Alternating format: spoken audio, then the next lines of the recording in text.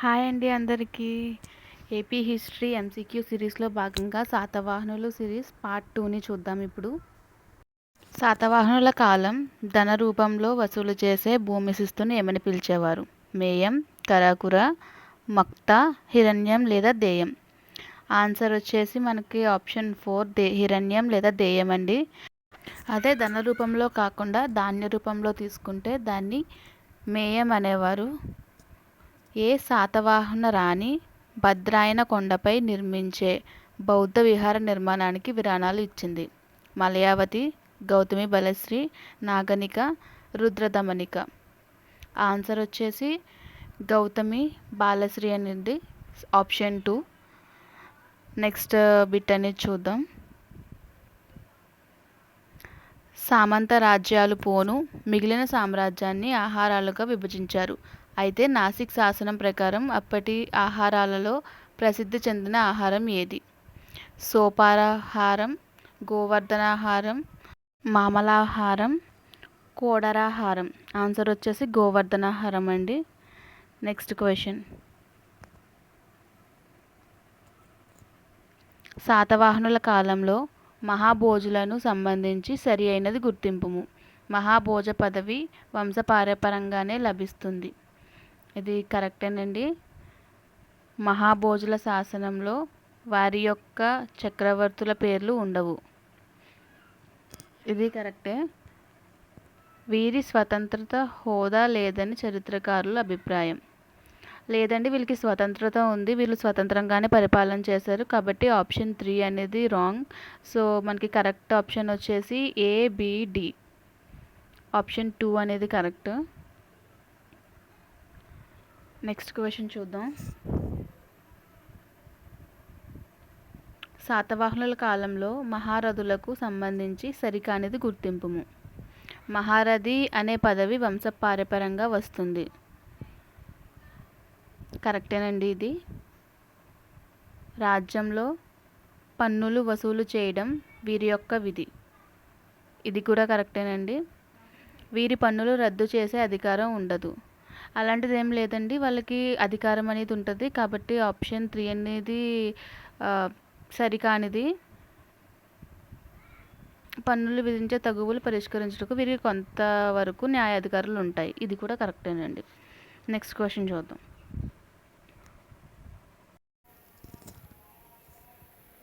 ఈ క్రింది రచయితలు మరియు వారి రచనలను జతపరచుము. వాత్స్యాయనుడు రాసినది కామసూత్రాలండి. ఫేమస్ ఇది. వాత్స్యాయనుడు ఆప్షన్ 4 కామసూత్రాలు. మెగస్థనీస్ రాసినది ఇండికా అండి. ఫేమస్, మనందరికీ తెలుసు Megasthenes indica. Pliny natural history అనేది రాశాడండి. ప్లీనీ. సి వచ్చి 1. టాలమీ వచ్చి ఏ గైడ్ టు జియోగ్రఫీ అని రాశాడు. సో 4, 3, 1, 2. ఆప్షన్ 4 అనేది కరెక్ట్ అండి. Next question. శాతవాహన రాజులలో చివరి పాలకుడు ఎవరు? 3వ పులోమావి, విజయశ్రీ, చంద్రశ్రీ, యజ్ఞశ్రీ. శాతవాహన రాజులలో చివరివారు మనకు అందరికీ తెలుసు, 3వ పులోమావి. ఆప్షన్ 1 అనేది కరెక్ట్. Next question. శాతవాహనుల పరిపాలనకు సంబంధించి సరి అయినది గుర్తింపుము. వీరి సామ్రాజ్యం బలమైన కేంద్రీకృత రాజ్యం కాదు, అనేక సామంత రాజ్యాలు ఉండేవి. కరెక్టేనండి ఇది. నెక్స్ట్. సామంత రాజ్యాలను జానపదాలు అని కూడా అంటారు. సామంత రాజ్యాలను రాజ్యం గురించి కూడా అంటారు. ఇది కరెక్టే. జానపదాలకు రాజు, మహారథులు, మహాభోజులు అనే అధికారులు పాలించేవారు. ఇవన్నీ కరెక్టేనండి. ఆప్షన్ 4 పైవన్నీ. నెక్స్ట్ క్వశ్చన్ వచ్చేసి శాతవాహనులు వివిధ ప్రాంతాల నుండి దిగుమతి చేసుకున్న వస్తువులను జతపరచుము. తూర్పు సముద్ర ప్రాంతాల నుండి పగడాలు, చైనా నుంచి కర్పూరం, సిల్క్, మలయ, సుమత్రా దీవుల నుండి బంగారం, మరియు ఇటలీ, అరేబియా నుండి మద్యం అనేది దిగుమతి చేసుకున్నారు. దీని ప్రకారం ఏ పగడాలు అంటే ఆప్షన్ 4. నెక్స్ట్ చైనా వచ్చేసి 3, కర్పూరం, సిల్క్, నెక్స్ట్ మలయా సముద్ర దీవుల నుంచి వచ్చేసి బంగారం.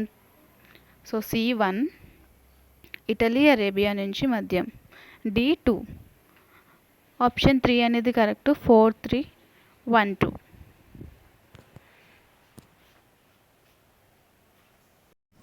నెక్స్ట్ క్వశ్చన్ మళ్ళీ మ్యాచింగే. శాతవాహనుల కాలంలో ఓడరేవులను వాటి ప్రాంతాలను జతపరచుము. మైసోలియా అనేది మచిలీపట్నం ప్రాంతంలో ఉంది. కంకటశీల అనేది ఘంటసాల. కొడ్డూర అనేది గూడూరు. కోరంగి అనేది తూర్పుగోదావరి. అరికమేడు అనేది పాండిచ్చేరి. దీని ప్రకారం చూసుకుంటే మైసోలియా 2 మచిలీపట్నం, కంకటశీల అనేది 1,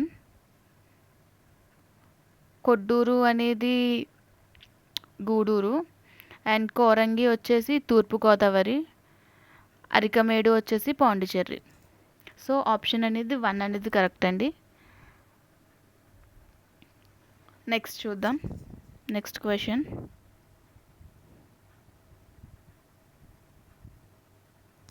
శాతవాహనులు అంతర్జాతీయ వ్యాపారం చేసుకొనుటకు ఉపయోగించిన పశ్చిమ ఓడరేవు ఏది? బరిగజ, సోపార, కళ్యాణి. యాక్చువల్లీ శాతవాహనులు ఈ మూడింటిని ఉపయోగించారండి. బరిగజ, కళ్యాణి అండ్ సోపార. సో పైవన్నీ కరెక్టే.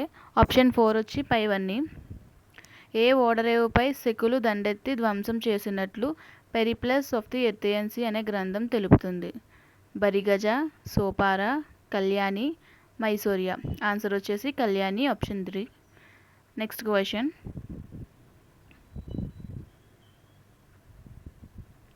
గ్రామాలలో సమస్యల పరిష్కారం కొరకు ఉండే ప్రభుత్వాధికారిని ఏమంటారు? ప్రతిహరుడు, స్కందాగారము, మహాకార్యక, పైవన్నీ. కరెక్ట్ ఆన్సర్ వచ్చేసి ఆప్షన్ 3 మహాకార్యక. నెక్స్ట్ క్వశ్చన్ గ్రామ పాలనకు గ్రామ సభ్యులు ఉండేవి. గ్రామాధికారిని మౌర్యుల కాలంలో గ్రామిణి అనేవారు. వారిని శాతవాహనుల కాలంలో ఏమని వ్యవహరించేవారు? విషయాధిపతి, ఆహారాలు, గుల్మికుడు, పైవన్నీ. గుల్మికుడు అనేవారండి. Option 3 correct. నెక్స్ట్ నిగమ సభ గురించి సరి అయినది గుర్తింపుము. పట్టణ వ్యవహారాలను చూసే సభను నిగమ సభ అంటారు. కరెక్టేనండి ఇది. నిగమ సభ్యులలోని సభ్యులు గహపతులు. ఇది కరెక్టే. నిగమ సభ్యుల గురించి వివరించే శాసనం బట్టిప్రోలు శాసనం మరియు ఇండికా శాసనం. పైవన్నీ కరెక్టేనండి. So option 4 correct. శాతవాహన రాజ్యంలో రాజు తర్వాత అత్యంత ఉన్నతాధికారి ఎవరు? మహాభోజుడు, మహాతలవర, మహా అమాత్య, రాజామాత్య. ఆప్షన్ 1 అనేది కరెక్ట్ అండి. మహాభోజుడు. నెక్స్ట్ క్వశ్చన్ చూద్దాం. గ్రామ పాలన గురించి తెలియచేయు శాసనం ఏది? నానాగఢ్ శాసనం, మైదవోలు శాసనం, మాక్యధోని శాసనం, జునాగఢ్ శాసనం. ఆప్షన్ 3 అనేది కరెక్ట్ అండి. మాక్యధోని శాసనంలో గ్రామ పాలన గురించి డీటెయిల్ ఇన్ఫర్మేషన్ అనేది ఇచ్చారు శాతవాహనుల కాలంలో. రాజుకు పాలనలో సాయం చేయడానికి 4 మంత్రులు అమాత్యులు ఉంటారు. వారిని జరపరచము. విశ్వ అమాత్య వచ్చేసి రాజు అంతరంగిక సలహాదారుడండి. రాజా అమాత్య అనేవారు రాజు ఆదేశాలను అమలుపరిచేవాడు. సో బి వచ్చేసి 4. మహా అమాత్య అనేవాడు ఆర్థిక మంత్రి, మనీకి రిలేటెడ్ అన్ని చూసుకునేవాడు అనమాట. 3 వచ్చేసి 2 అండి మ్యాచింగ్. నెక్స్ట్ మహాతలవర అనే ఆయన ప్రధాన సేనాపతిగా ఉండేవారు. సో ఆప్షన్ డి వచ్చేసి 1. 3, 4, 2, 1. ఆప్షన్ 2 అనేది కరెక్ట్ అండి. నెక్స్ట్ క్వశ్చన్ చూద్దాం. రాజు మరియు వారి సేనానిని జతపరచుము. హలుడి సేనాని వచ్చేసి విజయనాథుడండి. గౌతమిపుత్ర శాతకర్ణి కాలంలో అతని సేనాని వచ్చేసి శివగుప్తుడు. యజ్ఞశ్రీ శాతకర్ణి టైంలో భావగోపుడు. సో ఏ హలుడు 2 విజయాదిత్యుడికి మ్యాచింగ్. నెక్స్ట్ గౌతమిపుత్ర శాతకర్ణి 3 శివగుప్తుడు. నెక్స్ట్ యజ్ఞశ్రీ శాతకర్ణి అనేది భావగోపుడు. C1 2 3 1. సో ఆప్షన్ 3 అనేది కరెక్ట్ అండి ఈ క్వశ్చన్కి. నెక్స్ట్ క్వశ్చన్ చూద్దాం. కుందనాచార్యునికి సంబంధించి సరి అయిన దాన్ని గుర్తింపుము. ఇతని సేవలు పేరు పద్మనంది భట్టారకుడు. ఆంధ్రప్రదేశ్లో జైన మతాన్ని ప్రచారం చేశాడు. కరెక్టేనండి. ఇతని ఆశ్రమం అనంతపురం జిల్లా కొండకోణంలో ఉంది. ఇతను యోగా చేసిన గుహ పేరు కొండకుంద. ఇతని రచనలు సమయాసారం, ప్రవచనాసారం, నియమాసారం, ఆయన సారం, పంచాష్టికాయం. పైవన్నీ కరెక్టేనండి. గౌతమిపుత్ర శాతకర్ణి సాధించిన విజయాలకు లభించిన బిరుదు ఏది? త్రిసముద్ర పితవాహన, దక్షిణ సముద్రాధీశ్వర, సకయవన గాధనుడు, పైవన్నీ. సో ఈ 3 గౌతమిపుత్ర శాతకర్ణి బిరుదులేనండి. సో ఆప్షన్ 4 పైవన్నీ అనేది కరెక్ట్. నెక్స్ట్ గౌతమిపుత్ర శాతకర్ణి సాధించిన ఇతర బిరుదు ఏది? ఏకధనుద్ధనుడు, ఏకసూరుడు, బెన్న కటకస్వామి, ఆగమ నిలయం. దక్షిణ పదేశ్వరుడు అనేది ఇతని బిరుదు కాదండి, దక్షిణ సముద్రాధీశ్వర మాత్రమే. కొంచెం డిఫరెన్స్ని అర్థం చేసుకోండి. సో ఏకధనుద్ధుడు, ఏకసూరుడు ఇతని బిరుదే, బెన్న కటకస్వామి కూడా ఇతని బిరుదే, ఆగమ నిలయం కూడా ఇతని బిరుదే. సో ABC ఆప్షన్ 2 అనేది కరెక్ట్ అండి, ABC. నెక్స్ట్ క్వశ్చన్ చూద్దాం. ఆంధ్ర ద్రవిడ దేశంలో జైన మత వ్యాప్తికి కృషి చేసిన వారు ఎవరు? సంప్రతి, కొండ కుందనాచార్య, అర్హాబతి, కాలకసూరి. ఆన్సర్ వచ్చేసి ఫస్ట్ అండి, సంప్రతి అనే ఆయన ఆంధ్ర ద్రవిడ దేశంలో జైన మత వ్యాప్తికి కృషి చేశారు. So option 1 Samprati. నెక్స్ట్ మొదటి శాతకర్ణి యాగాలు సందర్భంగా బ్రాహ్మణులకు ఈ క్రింది వానిలో వేటిని దానం చేశాడు ఆర్ ఇచ్చాడు? పన్నులు లేని భూములను దానంగా ఇచ్చాడు. ఇది కరెక్టేనండి. 36,000 కర్షపణాలను ఇచ్చాడు.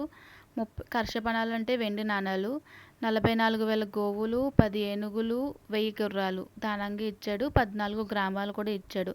ఇవన్నీ మొదటి శాతకర్ణి ఇచ్చిన దానాలే అండి. సో ఆప్షన్ 4 ABCD అనేది కరెక్ట్. నెక్స్ట్ క్వశ్చన్ చూద్దాం.